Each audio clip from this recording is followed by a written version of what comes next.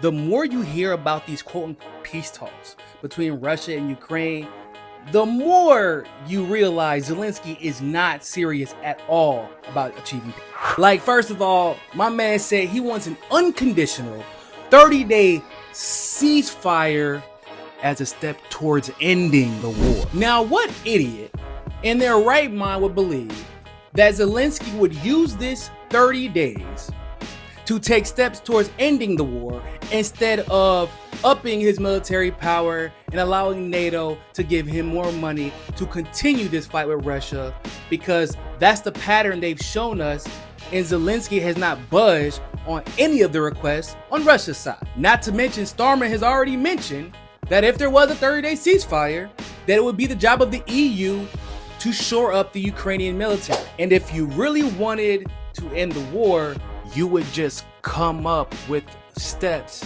to take to end the war. Then Zelensky comes out and rules out any troop withdrawal from Donetsk, Lugansk, Kherson, and Zaporozhye, all areas that voted to become part of Russia in 2022. And I might add that his constant bombing of these regions is part of the reason Russia decided to invade Ukraine to begin with. Then, despite knowing how pissed off Putin is already, and the fact that he is absolutely winning this war, these European leaders come out and try and push Trump into sanctioning Russia as if that would help things. And then the Italian prime minister even suggested, well, why can't there be at least a 2-week ceasefire unconditionally? I just don't think that any of these countries understand how war works and how negotiations work, especially when you're the one operating from a position of weakness.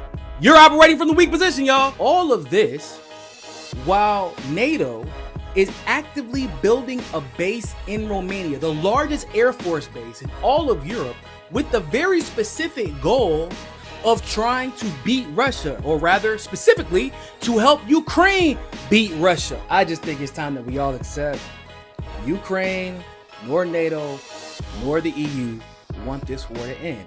And they are purposely sabotaging these negotiations so that Putin will have a reason to continue bombing the shit out of Ukraine. And they have a reason to continue arming Ukraine, making money off Ukraine with their weapons manufacturers, and using Ukraine as a proxy to piss off Russia in any way possible to undermine Putin and the success of Russia.